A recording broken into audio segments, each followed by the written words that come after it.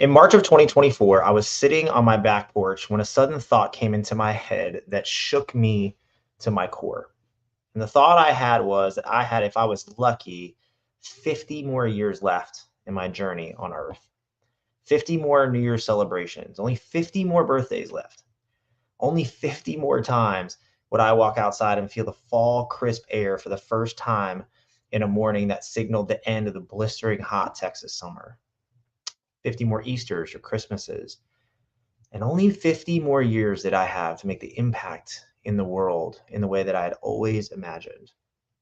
So while that thought scared me, it was followed quickly by some disappointment, and then also a slight investigation into myself. A thought like that triggers something a little bit deeper. And the thought was this: what was I doing with the time that I had?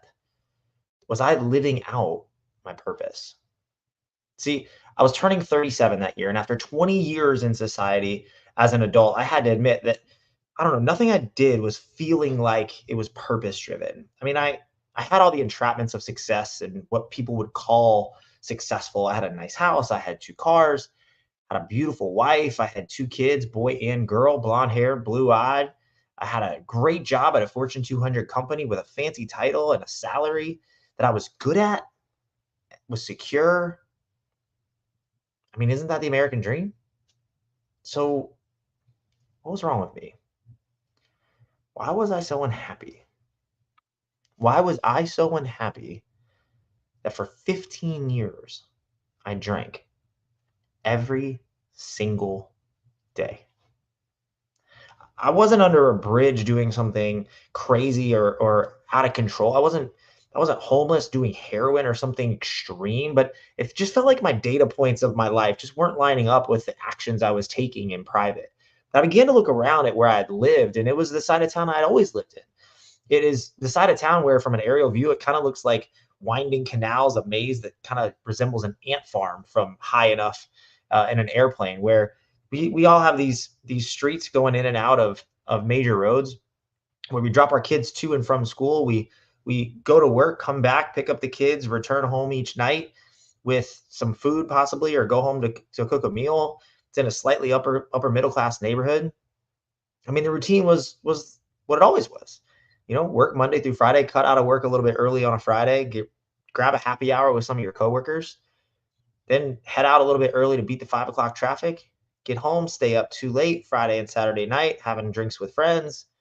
Saturday, watch college football, go to kids' birthday parties, have a couple more drinks on Saturday, stay up too late then. But hey, we got some solace on Sunday because we went to church, went to brunch, had some mimosas, came back home, swam in the pool, grilled out, watched football, and then did it all over again. But I had to figure out, and in that moment, I began to ask myself, was this what it was all about? Have you ever felt that way? Have you ever caught yourself in a cycle, just repeating the same old patterns, but inside, deep down, knowing there's something greater waiting to be unleashed? I mean, maybe the cycle is producing a good life. It was for me, and I felt bad feeling unfulfilled. I mean, maybe for you, you were like me, and listen, I was a corporate business leader with all the entrapments of success. And maybe you're that too. Maybe you're a corporate business leader, but you know you should be an entrepreneur. Maybe you should start your own business. Maybe you should be a teacher or a pastor. Maybe you need to start your own venture. Maybe you need to write that book you've always wanted to write. Or maybe you're a student listening to this and hey, you're a football player and all the girls love you and the guys want to be you, but deep down you really have a passion for drama and you'd love to be an actor in the school play, but it just doesn't align with the image that you began to create for yourself. And you know that there's something deeper. Listen, feeling bad about this may lead you searching to fulfillment in other areas. It did for me. Sometimes you're lucky and you get to do it in healthy ways, like volunteering or finding a hobby that's around that passion area. But most of the time, it's filled with different things. The different things, again, if we're fortunate, are not too harmful. It can look like social media scrolling or Netflix binging. Maybe it's football for 8 hours a day, Saturday and Sunday. But if we're less fortunate, like me, it can be incredibly damaging. Maybe it's, use my example, maybe it's alcohol. For you, maybe it's pornography. Maybe it's Maybe it's self-harm. Maybe it's just something that is so damaging to you and your family that you don't know how to get out. Either way, whether it's fortunate or unfortunate, it's all done in the name of one mission. And the mission is to pass time so we can avoid facing the fact that we aren't living our life in line with our purpose, and facing the responsibility that we're the only one that can change that. We're the only ones who can rebuild our life to align with the purpose we were designed to have. And so maybe, I don't know, maybe this isn't your story. Maybe you're just in some sort of a weird rut and none of this is making sense. But I have a feeling to some this is sounding familiar. And if so, you are not alone. And there is a path to rebuilding your life to align with the purpose that you know you were created for. So today we're going to talk about what it means to rebuild towards the best version of yourself. And this isn't about fixing yourself or fixing what's broken. It's truly about rediscovering yourself and realigning with the purpose that you were destined for. Whether you're feeling stuck or overwhelmed, or I don't know, maybe just in need of a fresh start, this journey of rebuilding is for you. There's a reason what you keep trying to fix isn't staying fixed. Now, there's 3 phases to the rebuilding process at its most basic level. The first phase is you got to figure out if this rebuilding journey is necessary for you at all, right? The second phase is the rebuild itself. And the rebuild itself is encompassed in 4 steps, and we're not going to have time to go through that all today, but it is encompassed in 4 steps, and I'll give you the 4 steps quickly. The first step is you got to tear down your current structure. You got to tear out your current foundation. You got to lay a new foundation, and you got to build a new structure. And so those are the 4 steps of the rebuilding process. Whenever you're trying to rebuild any area of your life, or sometimes your entire life, that's how you rebuild anything. And so the third area, after you figured out if rebuilding is necessary and done the work to do the rebuild, is walking in your new normal. What to expect when you're walking in a life that you have created and designed and restructured and rebuilt on purpose. Because usually it's the first time it's been done on purpose. That's how it was for me. And so today in our time together, we're only going to have time for phase 1. And phase 1 is figuring out if this journey's for you. Because, sometimes we get so busy in life that we don't take a step back and truly evaluate what is needed to go in the direction that we know that we're supposed to. So how do you begin to evaluate that? How do we begin to figure out if this is actually for us? I mean, rebuilding sounds like a lot. I mean, maybe you're just in a funk or some sort of a rut, and everybody gets in those from time to time. But I got to tell you, a lot of us fall into the trap of routine that I mentioned earlier, doing the same thing day in and day out, even though we know none of those things are serving us. And so we might even convince ourselves that it's easier to stay in the comfort zone than it is to challenge ourselves to grow. I love what Greg Plitt says about this. He's a former Army Ranger, and he says comfort zones are deadly zones because you lose your true potential of what you can be. You start going with the status quo. I don't know about you, but the status quo is not a place I want to be. The status quo is a scary place, especially in the Western world today. So let's take a look if rebuilding is the right route. Listen, I want us to think about the different areas of our life. Take a minute to pause. We've been talking a lot for the last 8 minutes. Take a minute to pause. Think about the areas of your life, the big ones. Think about our career, our relationships, our family. If you're married, your marriage. If you have kids, your parenting. Think about your health, your mental health, your physical health, your emotional health. Think about your spirituality. And I want us to ask one question. Am I thriving in all of those areas? Now, before we go any further, we got to define what thriving is. And so I love what Malcolm Stern says about this. He's a rabbi and a historian, and he defines thriving like this. Thriving isn't about making life comfortable, firm. Thriving isn't about making life comfortable, fun, and happy. It's about finding purpose and making our own unique contribution. So for this time together, we're going to use that as our North Star of thriving. When we're deciding whether we're thriving or not, let's just ask ourselves, are we finding purpose in that area? Are we making our own unique contribution?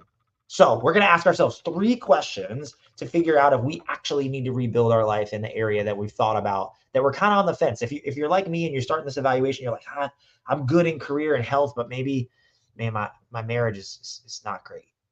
You know that little rocky area that you felt a little uncomfortable when you started to do the inventory, or maybe my marriage is great, my career is great, but man, I got to get back. I have to get healthy. And every time I try to get healthy, it doesn't work, and I fall back right back into my old habits. Whatever that thing is, we're going to ask ourselves 3 questions to figure out, okay, that little thing that irked you, do I actually need to rebuild it? So the first question is, am I getting the results I expect from the work that I do? This question is a fruit inspection question. I'll say it again. Am I getting the results I expect from the work that I do? In other words, everything we do in life, we expect a result, good and bad. If I get a good night's sleep, I expect to wake up with energy. If I do a job for a certain salary, I expect a paycheck every week or 2 weeks or month. Even the bad things. When I drank every day, every time I took a drink, I expected my stress level to go down, my happiness to go up, and everything to be better. The problem became when I did drink, it got to a place where my stress level went up because I knew I shouldn't be doing it. My anxiety went up with it. My happiness actually went down because I wasn't doing things aligned with my purpose. And things got worse because I was frustrated with myself for doing the thing I knew I shouldn't be doing. And so that frustration bled into every other area of my life. So I wasn't getting the results I expected from that thing I was doing in that example by drinking the alcohol.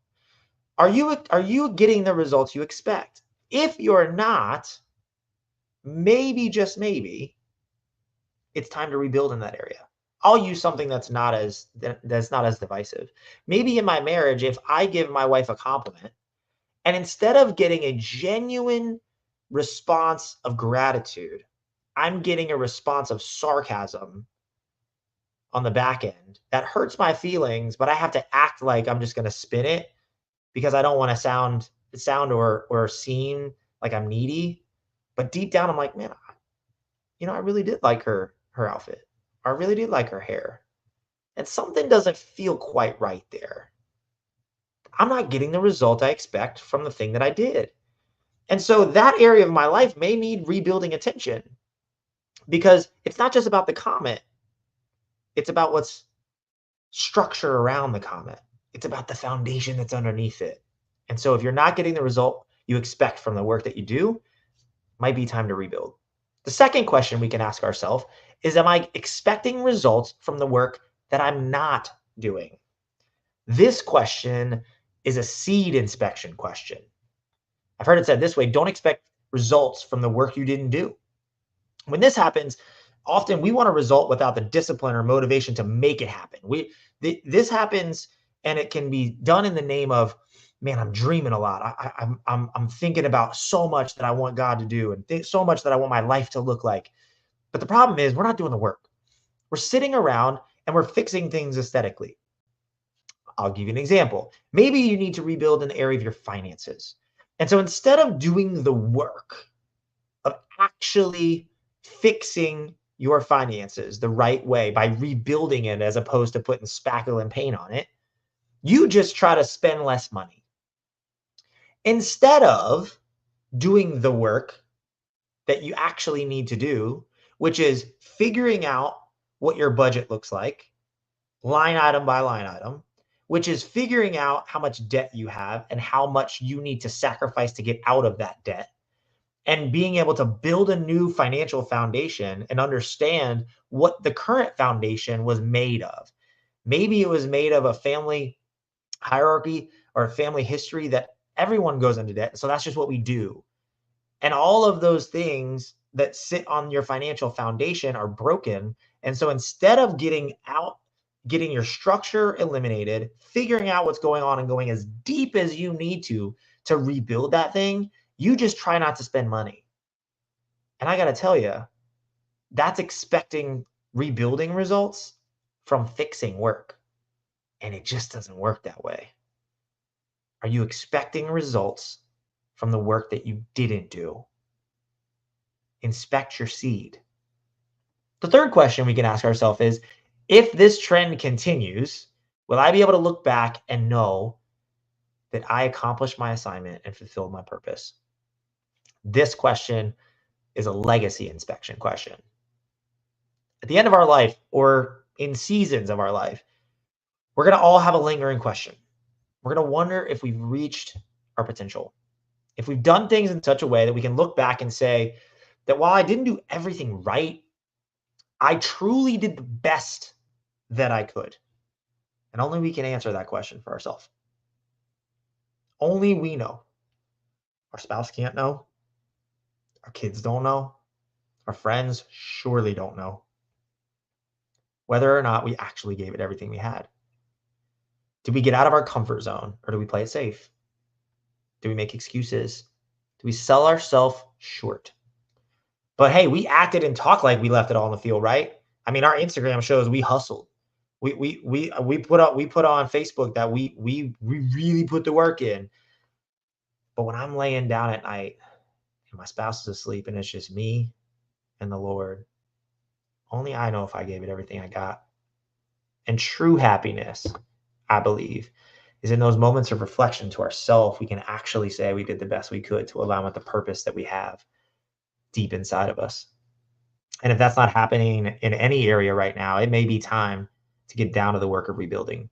So I ask again, in the areas of career, relationships, marriage, health, friendships, faith, parenting, or maybe just your overall outlook and attitude, are you thriving? Or is there an area that consistently feels off? Like something's just not quite right. And if you can find an area this applies to, that's where you want to rebuild. Choose one. And listen, if there's multiple, there was for me. Don't worry. Welcome to that club. No reason to feel embarrassed or ashamed of that.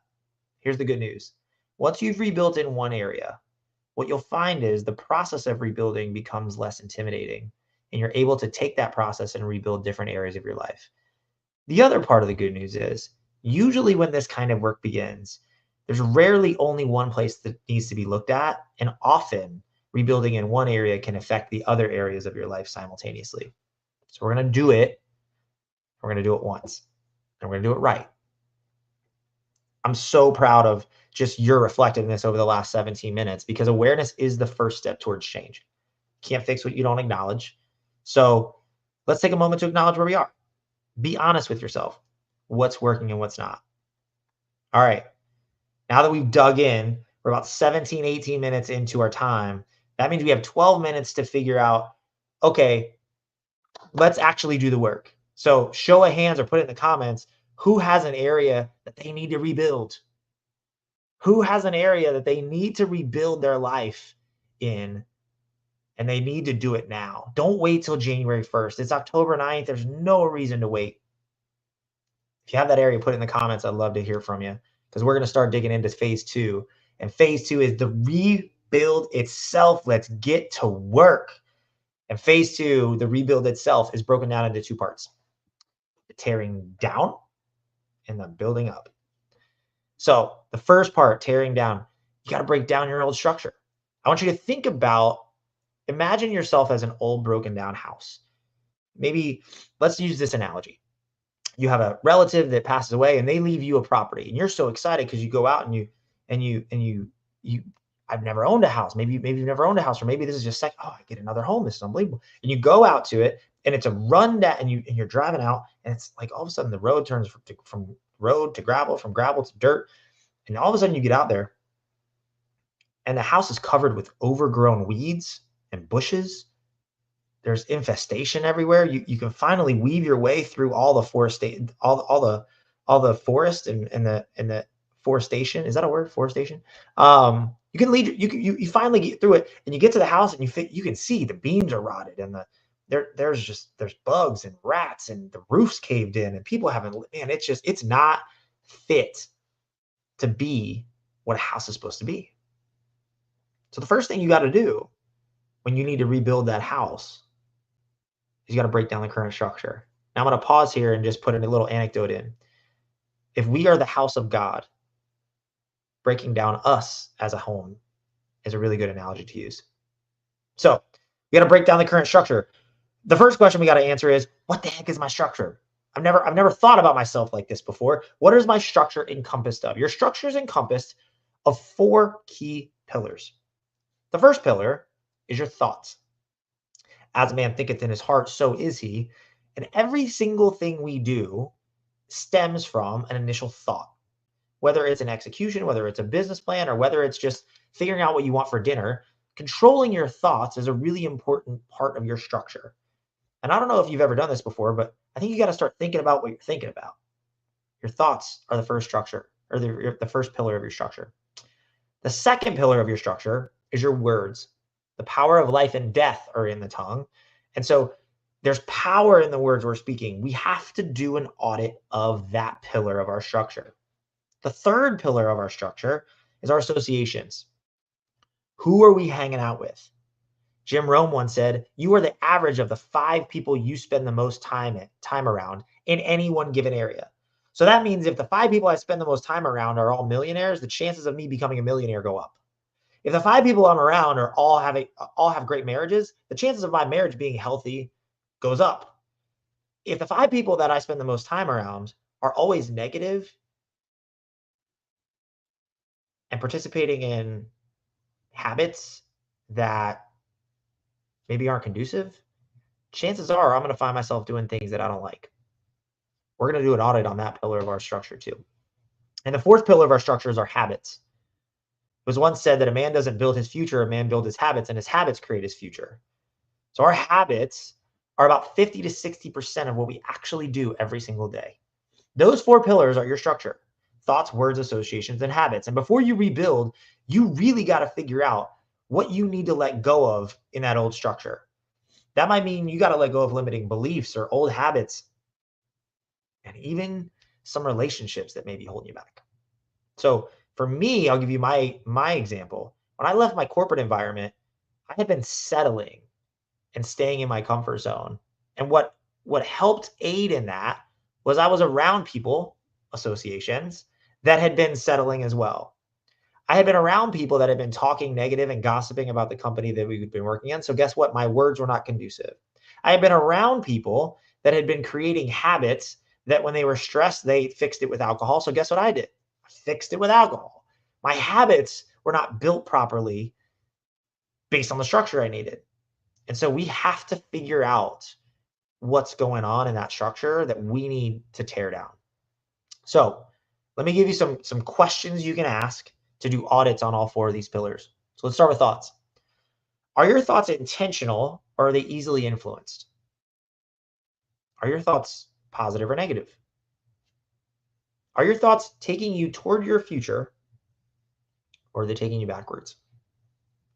Are your thoughts future focused, or are they focused on your current or past situations? An easy example of that would be, is everything you think about what's going on today? Or are you taking intentional time carved out during your day to think about what needs to be done, said, moved around in your life that's going to impact the next 6, 12, 18, 24 months? And yes, that's going to take intentionality, because the world doesn't do that. And the world also doesn't fulfill its purpose, but you're on your way to doing just that. All right, so let's audit our words. Are our words intentional, or are they driven by feelings? Are they disciplined, or are they emotional? Do I just say what my mood says? Are they grateful, or are they greedy? Are my words short-term or long-term? Let's use an example for words. Hey, if it's raining and cold outside, oh, what a nasty day. I just want to stay inside. And it doesn't mean you lie about the fact. It just means, are you intentional with what you're talking about? You could say, man, it's a nasty day. It's so terrible. I can't go outside. It's so cold. Oh, I just want to stay inside and do nothing. That is an undisciplined structure. You want to create a disciplined structure? Same day. What you could say is, well, this might not be conducive to go outside, but I wonder what I can clean up around the house so that we can live in a more clean environment. Maybe I can clean out the closet. Maybe I can clean out the drawers that I've needed to. And you find a long-term disciplined word track to get you on the path towards doing something constructive. Okay, the third area we're gonna audit is our associations. And we're gonna audit who is in your circle. Who are the 5 people, quote unquote, that you're spending the most time around? We're going to ask ourselves, are they impacting people or are they just existing? Are the people you're around growing or stagnant? Are they dreamers or non-dreamers? And this one's going to hurt a little bit. Are they chasing purpose or are they chasing comfort? Yeah, I was going to give you a couple seconds on that one. Fourth thing we're going to audit is our fourth pillar, which is habits. We're going to audit our day-to-day routine. We're going to ask ourselves, is our day-to-day routine constructive or destructive? Is it sowing focused or is it all about getting everything that I can and I'm focused on reaping? Last two are huge. Are my habits more aligned with the life I want 5 years from now or 5 years ago? Are my habits more aligned with my future or my present? These questions have to be asked because we have to know why we're tearing down the structure, because the work of tearing it down is hard. And until we get a revelation inside of ourselves that this is not working, the structure is not built to withstand the pressures and stresses of life and also get me to my destiny. We have to make sure that we're doing the work. And some of these questions are hard and they sting, and I get it. But I got to tell you, that's just step one of phase two. Tearing down our structure, figuring out, okay, on the 4 pillars of thoughts, words, associations, and habits, I got to tear some of those things out of my life. But the question is, how do you do that? And in the book, we're going to talk about how to actually do that, what it looks like, what to expect, how it's going to feel, how your day-to-day is going to look, feel, how you're going to experience it, what to expect from other people, what to expect from your body, what to expect from your emotions, what to expect from your responses, and how to walk out your new life. And so I leave you with this. Take a close, honest look at your life. Ask yourself the tough questions. Ask yourself, are you thriving? Because the process isn't easy, but the reward on the other side is everything you've been yearning for. It's everything everyone yearns for. But you got to decide if you're willing to continue to stay in the comfort zone and hope that you can avoid the reality that you're not living your purpose long enough that it won't hurt. Can you live like that? Or are you willing to do the work? Are you willing to do the work to create a life that you'll be proud of? A life that you know at the end that you were made for. Your purpose is waiting. The question is, are you ready to start the rebuild? Thanks.